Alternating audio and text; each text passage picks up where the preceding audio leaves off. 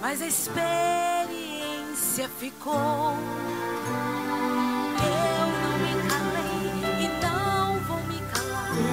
Enquanto houver fôlego, vou adorar. Posso até ter caído na guerra, mas cair não vou ficar. Sei que esse vento vai passar. Também sei que o meu milagre vai chegar. Deus conhece a minha história, sabe tudo sobre mim. É só olhar para trás para ver quantas guerras eu já venci. Sobrevivi adorando, sobrevivi confiando, sobrevivi, não desisti. Deus cuida de mim. Sobrevivi adorando, sobrevivi confiando, sobrevivi, não desisti. Deus cuida de mim.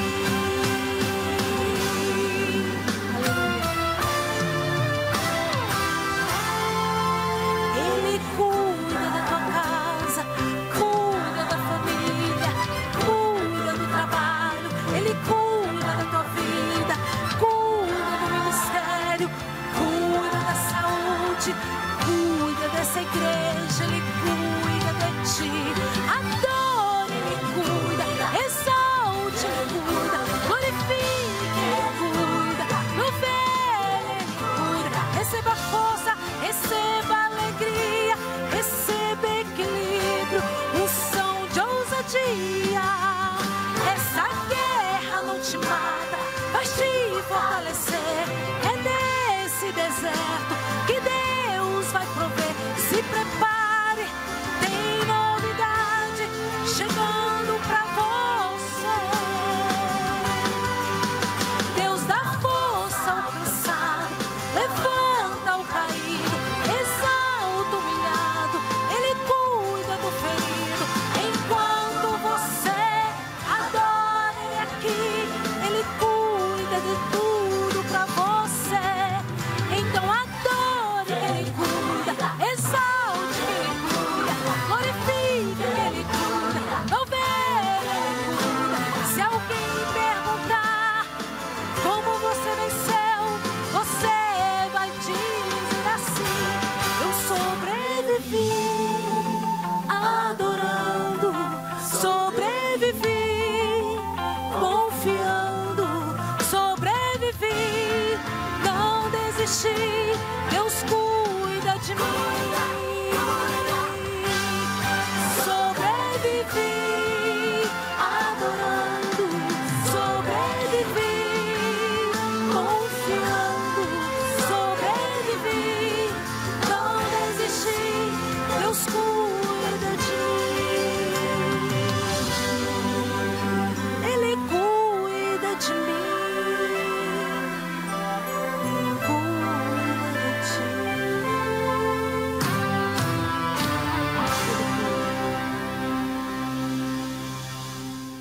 Bom dia, meus irmãos, a paz do Senhor. Estamos aqui reunidos para mais uma escola bíblica dominical. O tema da nossa revista desse trimestre é Alcançando Vitória no Campo das Emoções. E a nossa lição de hoje é lição 3 e tem por título assim: Lidando com as Frustrações. O texto base da nossa lição se encontra no Evangelho de Lucas, no capítulo 24, do versículos 13 ao 32. Você pode acompanhar conosco. Naquele mesmo dia, 2 deles estavam de caminho para uma aldeia chamada Emaús, distante de Jerusalém 60 estádios, e iam conversando a respeito de todas as coisas sucedidas. Aconteceu que, enquanto conversavam e discutiam, o próprio Jesus se aproximou e ia com eles. Os seus olhos, porém, estavam como que impedidos de o reconhecer. Então lhes perguntou Jesus: que é isso que vos preocupa e de que ides tratando à medida que caminhais?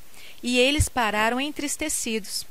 Um, porém, chamado Cleopas, respondeu, dizendo: és o único, porventura, que, tendo estado em Jerusalém, ignoras as ocorrências desses últimos dias?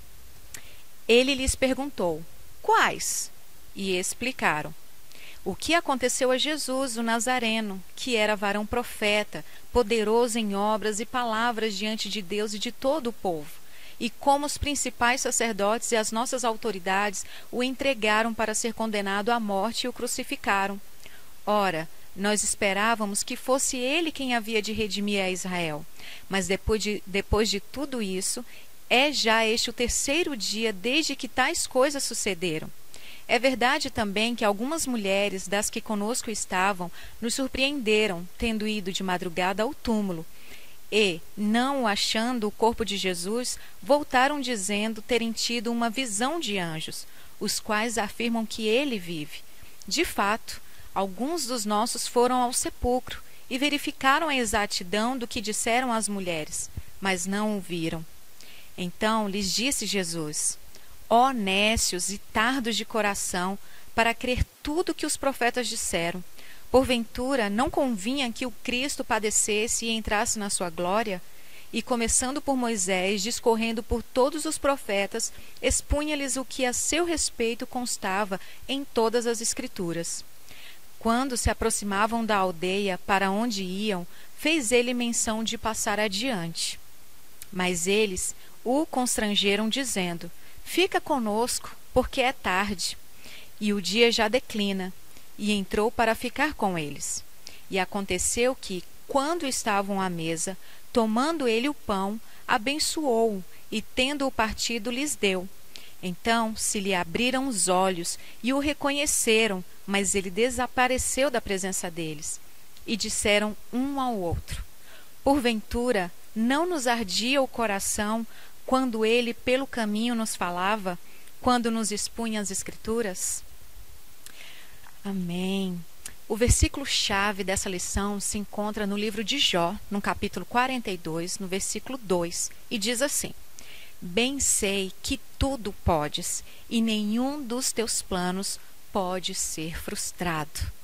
Eu convido você nessa manhã a fazermos uma oração. Senhor meu Deus e meu Pai, nós te louvamos, agradecidos por mais uma oportunidade que o Senhor nos concede de sermos alimentados pela Tua Palavra. Agradecido, Senhor, porque o Senhor tem sido bom para conosco, porque o Senhor tem se feito presente em nossa vida, em nossos lares. Fala conosco em mais essa lição, ministra aos nossos corações aquilo que precisamos aprender de Ti. Trata o que precisa ser tratado e cura o que precisa ser curado, Senhor, nas nossas vidas. É o que nós te oramos, agradecidos, no nome de Jesus. Passo agora para o nosso professor Leandro. Pai Senhor, meus irmãos, que Deus possa abençoar a sua vida e a sua casa. Bom, nós estamos estudando a nossa revista a respeito de Vencendo no Campo das Emoções. E hoje nós vamos dar continuidade estudando a vitória sobre as frustrações. Nenhum ser humano é uma coisa só todo o tempo. Nós temos inúmeras emoções, vários sentimentos, e isso nos faz realmente sentir e viver como realmente nós somos. Mas de vez em quando um desses sentimentos prepondera. Hoje nós vamos tratar sobre a frustração. A frustração é aquele sentimento que nos toma quando, por exemplo, o nosso time de futebol perde uma partida importante, ou então quando nós não conseguimos ganhar numa brincadeira entre amigos ou num jogo de família. Só que, claro, de forma muito mais profunda e muito mais intensa. Porque geralmente a frustração ela diz respeito a escolhas que fizemos nas nossas vidas, ou então objetivos que nós tínhamos e que de alguma forma não alcançamos. Então ela geralmente traz à tona inúmeros sentimentos represados que vão sendo armazenados por conta de cada caminho que nós fomos tomando e vai nos afetando cada vez mais. A Bíblia mostra a preocupação que Deus tem para com cada sentimento que nós temos. E não seria diferente no caso das frustrações. Deus também a palavra do Senhor nos orienta a saber tratar as frustrações que nós vivemos. É por isso que nós vamos ver as causas, as consequências e o tratamento, através do texto que já foi lido, da frustração na nossa vida através da palavra de Deus. Bom, o Evangelho de Lucas, que é um evangelho um pouco mais detalhado historicamente, ele traz o relato desses 2 discípulos de Jesus Cristo. Cristo tinha muitos discípulos, muito mais do que os 12 apóstolos.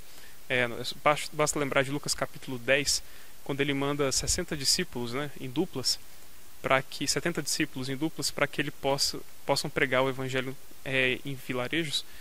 Basta lembrar disso para que a gente possa ver que Jesus tinha muitos discípulos.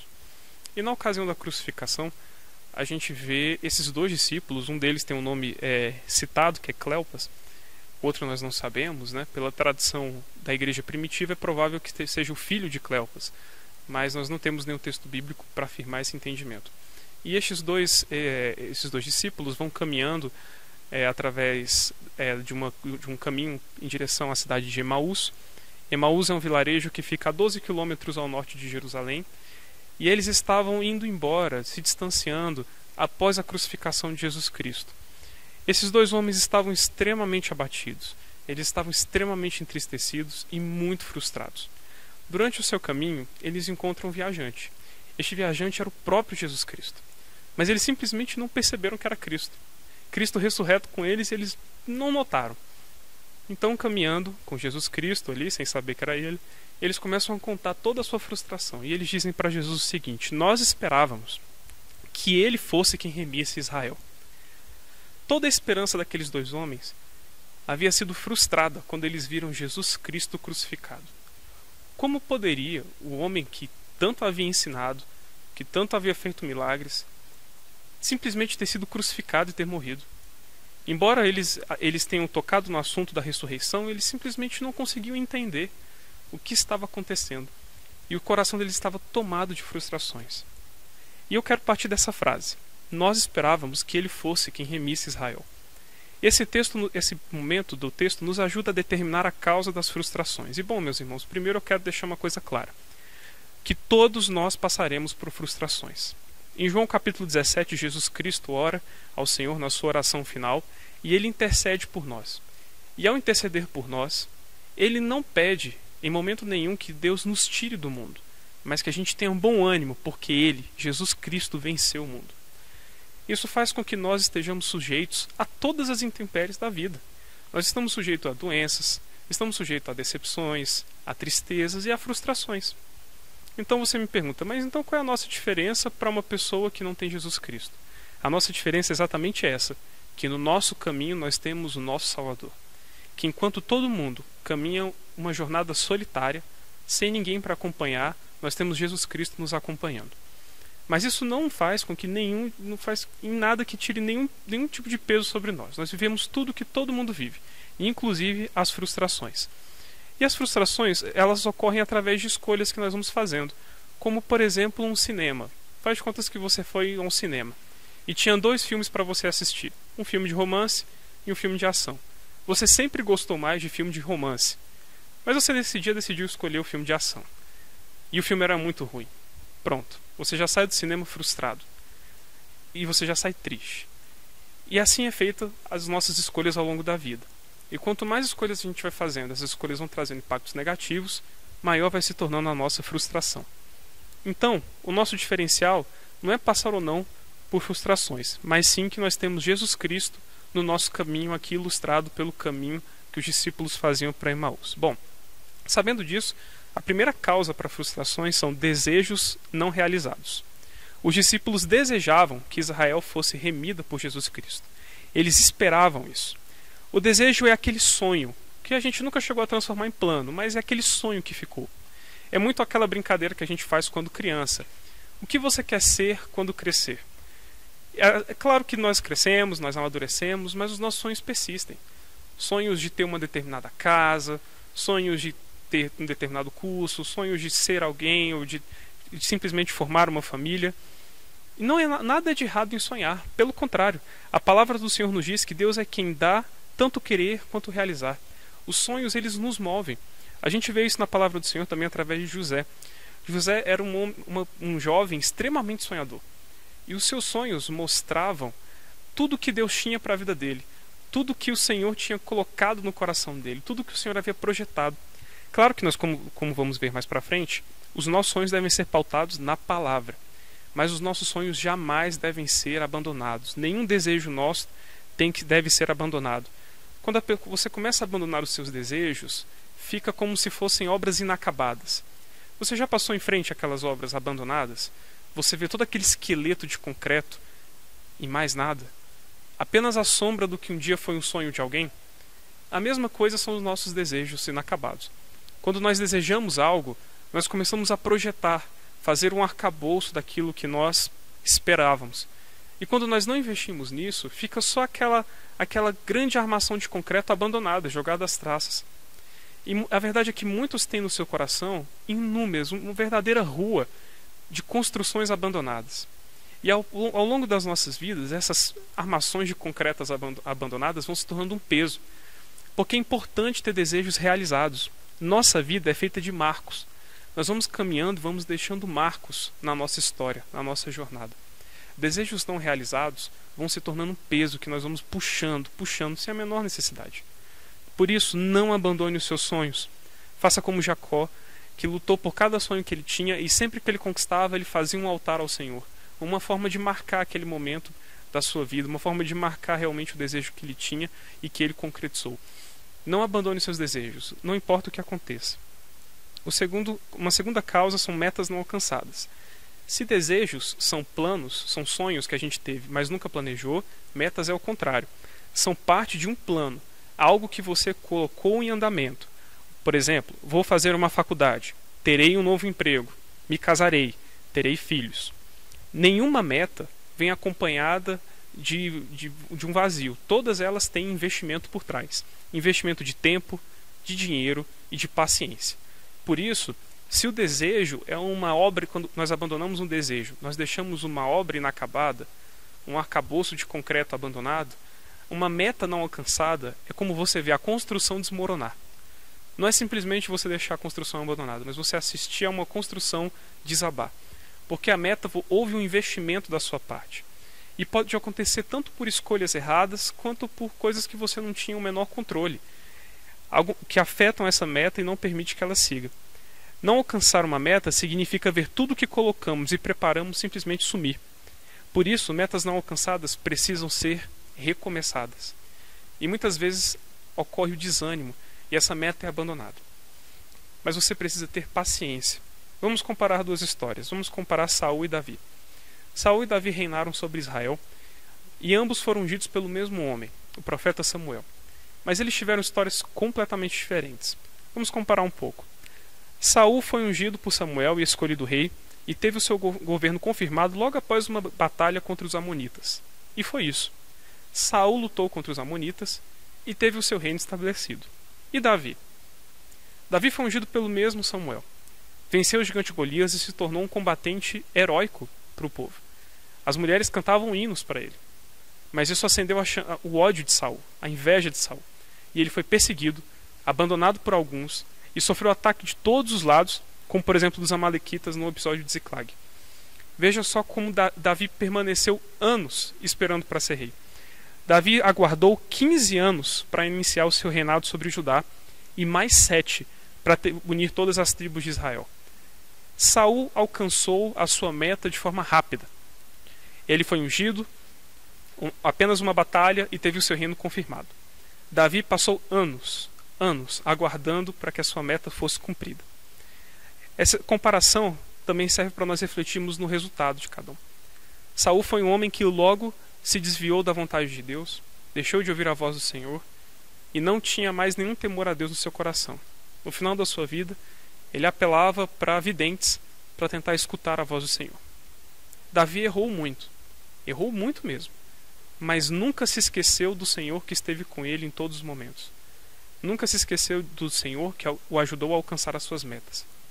Por isso, quando nós fracassamos, quando uma meta demora, nós precisamos ter paciência, porque o importante não é quando você vai chegar, mas o percurso que foi feito para você chegar lá. Porque é durante o caminho que Deus vai se revelando para você. É durante o caminho em direção à sua meta que Deus vai te mostrando que Ele é o seu Senhor. Por isso você falhou? Levante e planeje de novo. Todas as grandes empresas trabalham dessa forma. Existe um ciclo da administração chamado Plan, Do, Check and Act. Planeje, então você faça, verifique e corrija. E é exatamente assim para as nossas vidas. Traçou uma meta? Cumpra a sua meta. Se ela deu errado, veja onde deu errado. E em seguida corrija e levante e faça de novo. Não desista das suas metas, porque senão você vai assistir cada vez mais sonhos seus sendo destruídos por conta de uma falta de resistência. Outra causa comum de frustração são relacionamentos fracassados. E aqui realmente nós temos um ponto muito interessante. Porque fracassos pessoais doem muito. Talvez muito mais do que metas e desejos que não são concretizados. Isso porque nada na sua vida vai consumir mais tempo e mais investimento do que outro ser humano. Por isso, quando nós investimos num casamento, e às vezes esse casamento dá errado, ou quando investimos numa amizade, e essa amizade não dá certo, nós nos sentimos realmente destruídos e muito entristecidos. A dura realidade é que o tempo e o afeto dados a uma pessoa nunca voltam. Se você deu a uma pessoa que é grata e ela está próxima de você, então você tem a companhia dela. Do contrário, não adianta fazer nada, porque nunca volta. Por isso que em 1 Coríntios capítulo 13 nós vemos que o amor ele é abnegado, que o amor ele é altruísta e não espera nada em troca. Quem ama dá e não espera jamais nada em troca. Eu sei que isso é difícil, mas a verdade é que existem muitos relacionamentos destruídos e simplesmente a pessoa que investiu tempo e investiu amor nisso não enxerga como poderia ter dado certo. Mas eu quero te dizer que com Cristo, a realidade que é dura pode se transformar num momento de oportunidade. A palavra do Senhor nos diz em Hebreus capítulo 10, versículo 35. Por isso, não abram mão da confiança que vocês têm.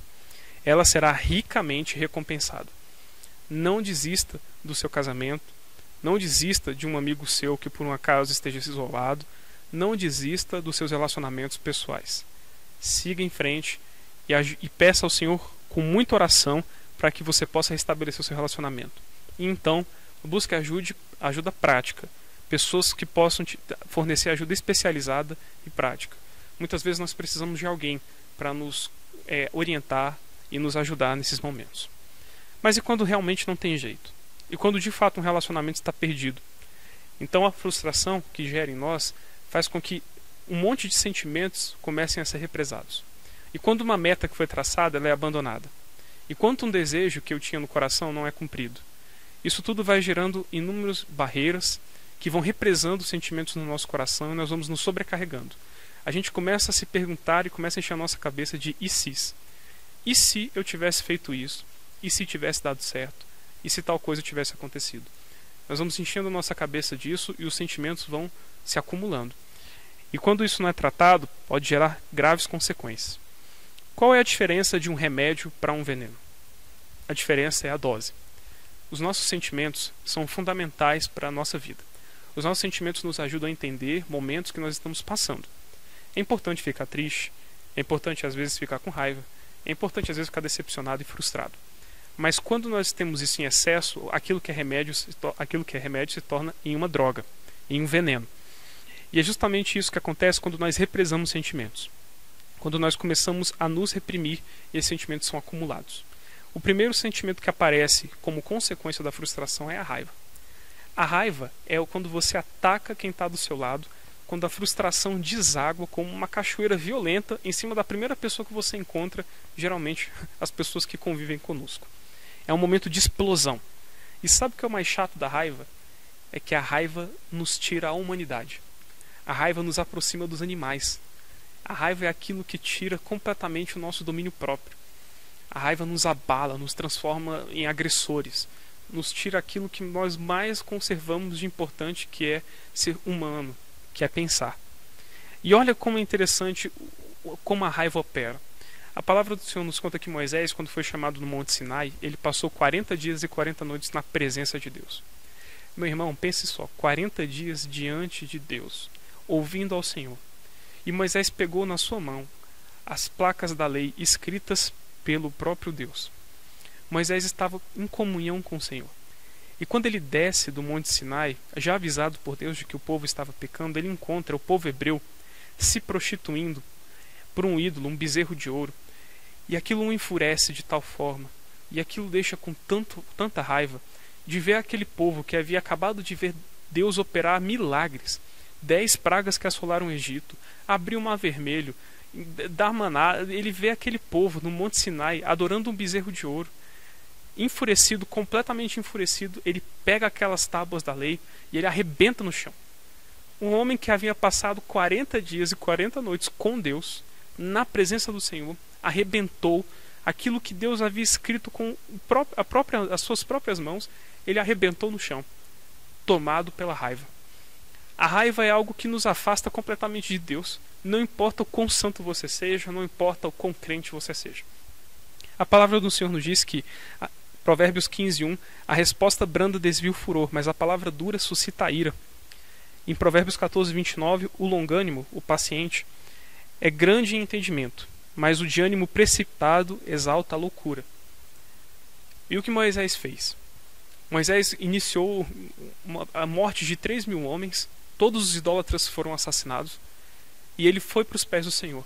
E ele orou a Deus. Dentro da sua tenda, ele pediu para que Deus tivesse misericórdia e se reaproximou de Deus. Por isso, quando você estiver com raiva, quando acontecer a explosão, volte para Deus, peça perdão e busque também pedir perdão para as pessoas que você possivelmente magoou. Porque no momento de raiva, a explosão acontece e pode ferir alguém perto de você. E por isso você tem que pedir perdão a Deus e também para essa pessoa. Mas faça como Moisés. A raiva pode acontecer. Se aconteceu, peça perdão ao Senhor e também às pessoas que estavam perto de você. A raiva, ela é um sentimento que ataca um terceiro. Mas existe uma forma também de você se atacar, que é através do desânimo. O desânimo é a sua autodestruição. O desânimo é quando você começa um ataque a si mesmo. Desânimo é um mecanismo de proteção geralmente voltado para não tentar mais, para que você pare de se machucar. Aqueles discípulos, indo para sua casa, estavam desanimados. Eles haviam desistido. Ao invés de ficar em Jerusalém com os demais discípulos, eles estavam indo embora para casa. Eles haviam desistido. O desânimo é um sentimento que a gente nem percebe, mas ele vai acabando e minando com todas as nossas forças. A palavra do Senhor nos conta a história do profeta Jeremias, um homem inspirado por Deus e instruído para pregar contra um povo de dura cerviz, um povo duro que não o escutava. Jeremias pregava e as pessoas não se convertiam. Jeremias avisava e as pessoas não mudavam. O auge da frustração de Jeremias aconteceu e no capítulo 20 do seu livro, ele fala que desiste. Ele vira para Deus e fala: eu desisto, eu não vou mais pregar. Eu não vou mais. O desânimo toma conta dele e ele decide não seguir em frente. Não pregar mais. Mas o próprio Jeremias, em oração ao Senhor, fala o seguinte no versículo 11: mas o Senhor está comigo, como um forte guerreiro. Portanto, aqueles que me perseguem tropeçarão e não prevalecerão. O seu fracasso lhes trará completa vergonha e a sua desonra jamais será esquecida. Jeremias, mesmo frustrado, sabia que Deus estava com eles. Eu sei que muitas vezes o desânimo vai tentar nos parar, que a gente abandone os nossos sonhos e as nossas metas. Mas não se esqueça quem está no caminho com você, que é o Senhor. Se a fase é ruim, é apenas um inverno, meu irmão. Depois do inverno vem a primavera. É só ter um pouco de paciência para você passar por este caminho, para que você possa encontrar a paz que o Senhor tem para você. Então nós temos o desânimo, nós temos a raiva e temos a fuga, que é o sentimento de gato escaldado, que é quando de tanto bater a cabeça na parede, simplesmente você deixa de tentar outras coisas na sua vida. Alguns fazem isso mesmo inconscientemente, outros conscientemente. Como Elias fez quando foi ameaçado por Jezabel. Elias, o profeta que desceu fogo do céu numa oração de alguns segundos, que matou outros profetas, que fez e aconteceu. E de repente, quando foi ameaçado por uma mulher, ele deu as suas costas e fugiu e se escondeu, porque ele já não tinha mais forças para continuar. A fuga é uma forma de você tentar se proteger, de se cansar novamente. E cada um tem uma forma de fuga, cada um tem a sua própria caverna. Alguns têm as drogas. Muitas pessoas buscam no refúgio das drogas um escape. Outros no alcoolismo, que é para parar de pensar, que é para realmente tirar de dentro da sua mente tudo. Perder totalmente o seu domínio próprio para que possa esquecer dos seus problemas. Outros fogem para festas destrutivas. Nós assistimos que cada vez mais momentos que eram para ser de alegria se tornando momentos de total destruição. Outros pensam no isolamento social. Pessoas se isolam, se afastam, rompem amizades, deixam de falar com amigos, porque querem ficar ali protegidos, às vezes até das pessoas que já o machucaram. Cada um tem a sua forma de fuga. Cada um decide se esconder num lugar que acha mais confortável. Mas o fato é que nada disso jamais vai conseguir suplantar o que existe no seu coração. A fuga ela é um paliativo. Ela é só um momento para você tentar espairecer. Dentro de você, você ainda continua sofrendo e ainda precisa de saúde espiritual. Todos passam por momentos de dificuldade. E a melhor forma de você tratar isso é encarando de frente cada problema com ajuda. É necessário ter ajuda para que nós possamos seguir. Muitas pessoas não sabem como fazer com seus problemas, o que fazer com seus problemas.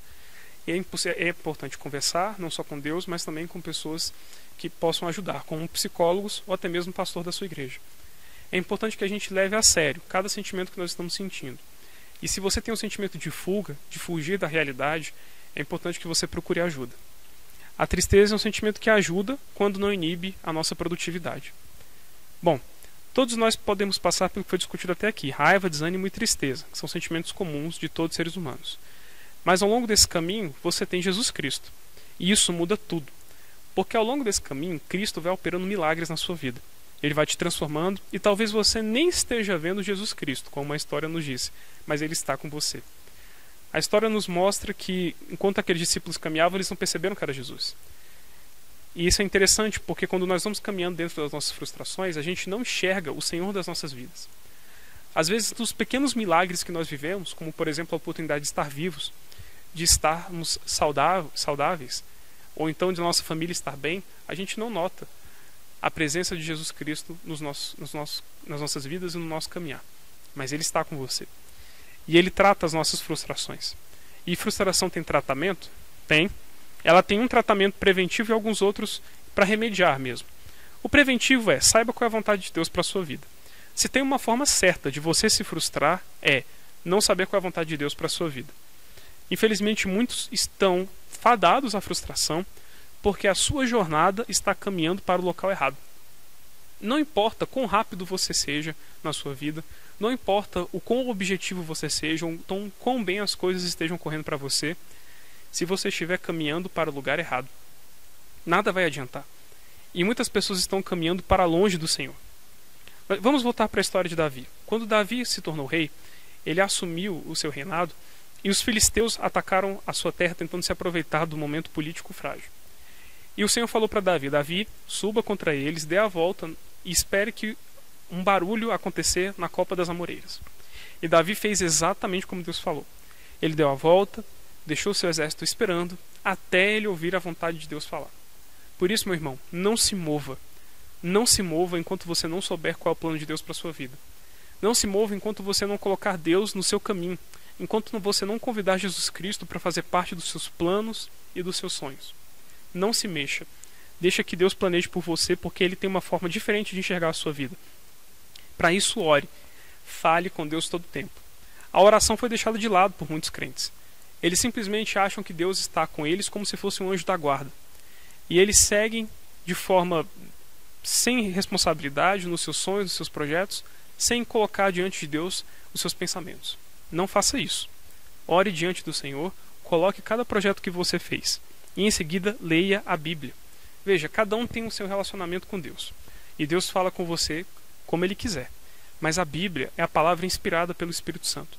A Bíblia é a forma que Deus tem de falar com você todos os dias, em todos os momentos. Por isso, não abandone a leitura da palavra de Deus. Continue lendo a Bíblia, porque Deus vai falar com você através dela. E Ele vai planejar tudo que você precisa através dela. A gente vê em Hebreus capítulo 4, versículo 12, que a palavra de Deus é viva e eficaz e mais penetrante do que uma espada de 2 gumes.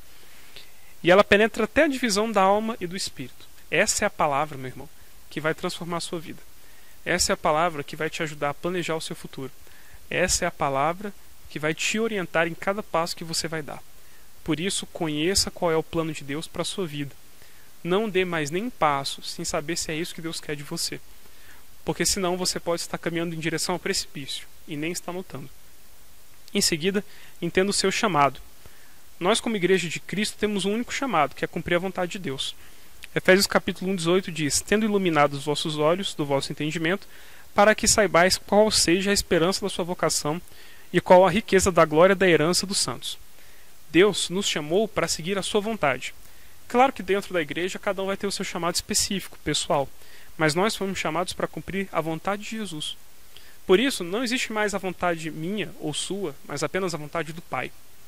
E muitos, a verdade é essa, querem sucesso profissional, querem sucesso familiar, sucesso em seus relacionamentos, em detrimento da sua vida espiritual, em detrimento do ministério que Deus deu para cada um.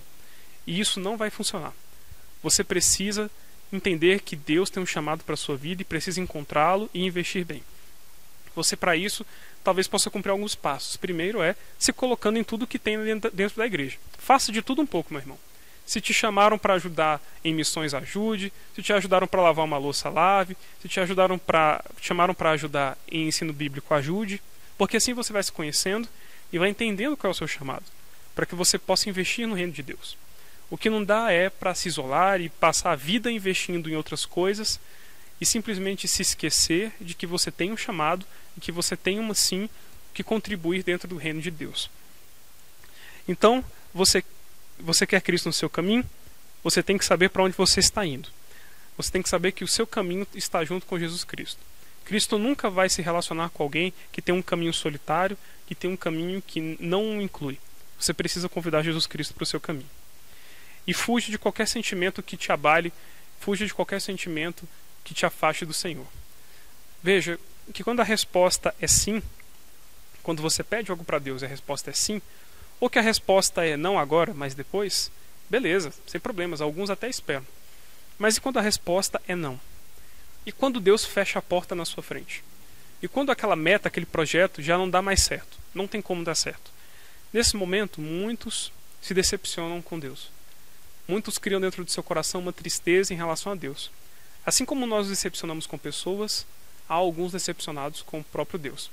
Porque esperavam que Ele abençoasse determinado emprego. E Deus fechou a porta e não deu um emprego. Porque esperavam que Deus tratasse a saúde de algum familiar. E Deus não tratou. E essas coisas vão nos tornando amargurados contra Deus.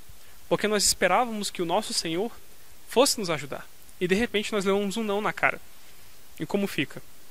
Meu irmão, essa é a maior prova. Quando você leva um não, é a maior prova de que Deus é o seu Senhor. De que Deus não é um ídolo. Porque os ídolos que foram criados pelas mãos dos homens, esses sim, respondem o que eles querem, porque eles têm boca, mas não falam, têm ouvidos, mas não escutam, têm olhos, mas não veem, como o profeta Isaías falou. Então tudo que a pessoa fala para aquele pedaço de madeira, ela acredita que está feito. Nosso Deus não. Nosso Deus não foi criado por homem nenhum, nosso Deus foi quem nos criou. E por isso Ele é o nosso Senhor. E por ser o nosso Senhor, nosso Deus, Ele nos orienta em tudo. E por isso, quando nós levamos um não, Deus está sendo soberano. Deus está conosco todo o tempo. Por isso, o que você escolheria? Um oásis de conquistas, longe da presença de Cristo, ou encarar o deserto acompanhado pela mão do Senhor? Essa foi a escolha que o povo hebreu fez, junto com Moisés, logo após sair da abertura do Mar Vermelho. Eles encontraram o oásis de Elim. Em Êxodo capítulo 15, nós temos esse relato. E era um lugar com 12 fontes de água, 70 palmeiras, um ambiente muito gostoso para você permanecer ali, ao invés de encarar o deserto. Muitos parariam ali. Encontraram a primeira bênção, a segunda bênção, e pararam ali. Não seguiram a sua jornada. Mas aqueles que persistem no seu caminho verão milagres ainda maiores. Porque o oásis é um momento para descanso. É aquela bênção que nós ganhamos, ela é momentânea, mas ela não define a nossa vida espiritual. Porque o que define a nossa vida espiritual é a jornada. Nós precisamos seguir em frente, sair do oásis e entrar no deserto. E aí as dificuldades são grandes. Nós temos realmente inúmeras intempéries que nos atrapalham, mas a mão do Senhor é sobre nós. Deus caminha todo o tempo nos protegendo e nos guardando nesse deserto. No oásis você pode ficar, mas Deus não vai permanecer, porque Deus acompanha aqueles que seguem a jornada rumo à vida celestial. O Senhor, Jesus Cristo, está sempre no caminho e nunca num lugar fixo. Tanto que Ele é o caminho. Jesus Cristo é o caminho, a verdade e a vida. Por isso precisa ser trilhado, precisa ser acompanhado. Por isso nós precisamos entender que são grandes os momentos de tempestade. Eles chegam e alguns são necessários. Mas nós precisamos sempre contar com Cristo, sempre esperar do nosso Senhor para que Ele nos abençoe. Porque a verdade é que um não de Deus, uma porta fechada vinda do Senhor, significa que Ele está nos protegendo. Você enxerga só o que tem na sua frente. Por isso você até pensa, poxa, aquele emprego que eu tanto quero, aquele concurso que eu tanto quero, seria uma bênção incrível. Posso ajudar minha família, posso pagar um dízimo melhor para a minha igreja, eu posso pagar um seguro de saúde para a minha família, posso pagar uma escola particular para o meu filho. Você só vê vantagens. Mas às vezes Deus olhando, Ele pensa, é lá que você vai destruir a sua família. Porque você vai se corromper e você vai se afastar dela. E às vezes Deus fecha a porta, porque você está sobre a vontade de Deus. E Deus te protege. E às vezes você nem entende porque Ele está te protegendo. Porque você não enxergou o que Ele enxergou. Como o profeta Isaías fala, os caminhos do Senhor são superiores aos nossos. Você enxerga tudo aqui nesse plano, enquanto Deus está vendo lá de cima, porque Ele é onipresente, onisciente, e Ele entende muito mais do que você. E Ele, quando você está nele, e Ele está em você, Ele te guarda, Ele te protege, e os nãos vêm para nos abençoar. Nesse momento, é sempre bom lembrar do que o profeta Abacuque falou. Porque ainda que a figueira não floresça, e nem haja fruto na vide, ainda que decepcione o produto da oliveira, e os campos não produzam mantimentos, e ainda que as ovelhas da malhada sejam arrebatadas, e nos currais não haja gado, todavia eu me alegrarei no Senhor, e exultarei no Deus da minha salvação. Concluindo, Jesus Cristo se revela àqueles discípulos no momento em que Ele parte o pão. Eles param a sua viagem no momento para descansar e comer, e Jesus Cristo pega o pão e Ele parte o pão. Ao partir o pão, Jesus Cristo aparece para aqueles homens. O partir do pão é um momento de se revelar de Jesus Cristo e também é um momento que simboliza a crucificação, que simboliza um momento em que Ele dilacerou a sua carne por cada um de nós. A cruz nos lembra que nós precisamos acompanhar a Deus todo o tempo. Porque se Ele se sacrificou por nós, se Ele morreu por nós, por que Ele não nos abençoaria nas pequenas coisas? A cruz de Cristo nos faz lembrar que nós somos dele e que nós fazemos parte da igreja e que somos parte do corpo de Cristo. A cruz nos lembra que nós nunca estaremos sozinhos. A cruz nos lembra que Ele morreu por amor a você. E a cruz nos lembra que não há frustração maior do que Ele, porque Ele venceu até a morte e foi até as últimas consequências por você. Por isso, em meio à frustração, quando Cristo parte o pão, Ele aparece. Quando você compartilha, quando você entende que você é parte da igreja, quando você entende que Cristo está com você, a frustração desaparece. Jesus Cristo é o nosso refúgio, e o seu jugo é suave e o seu fardo é leve. Por isso, pegue a sua frustração, coloque no Senhor e tome dele todo o sonho, todo o projeto que Ele tem para a sua vida. Então as frustrações serão amenizadas. E quando elas acontecerem, Jesus Cristo estará com você durante a jornada, porque Ele nunca nos abandona. Então, eu te aconselho a fazer uma oração para que você possa colocar dentro da vontade do Senhor toda a sua vida, todos os seus projetos, e que Deus te abençoe e que Ele possa fazer multiplicar cada vez mais todos os seus sonhos, todos os seus desejos, e que Ele te acompanhe em toda a jornada até o fim. Que Deus abençoe.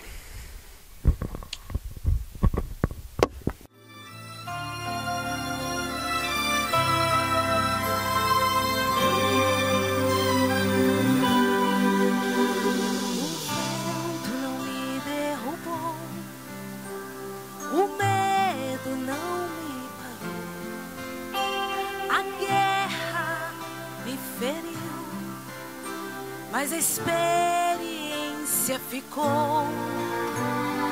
Eu não me calei e não vou me calar. Enquanto houver fôlego, vou adorar. Posso até ter caído na guerra, mas caído não vou ficar. Sei que esse vento vai passar.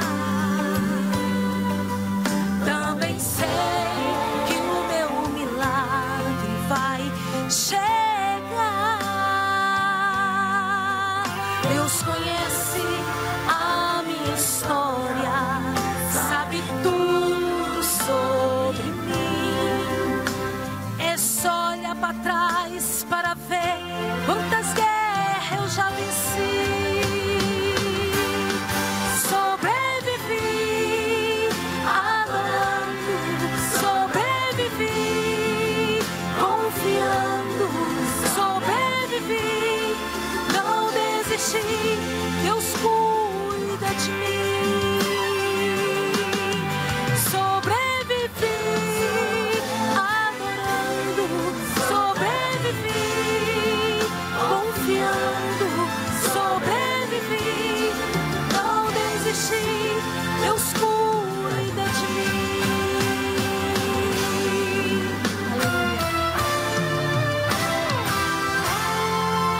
Ele cuida da tua casa, cuida da família, cuida do trabalho, Ele cuida da tua vida, cuida do ministério, cuida da saúde, cuida dessa igreja, Ele cuida de ti.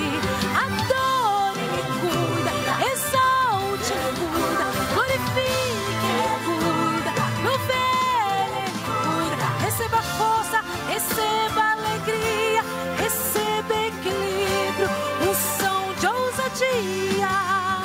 Essa guerra não te mata, vai te fortalecer. É nesse deserto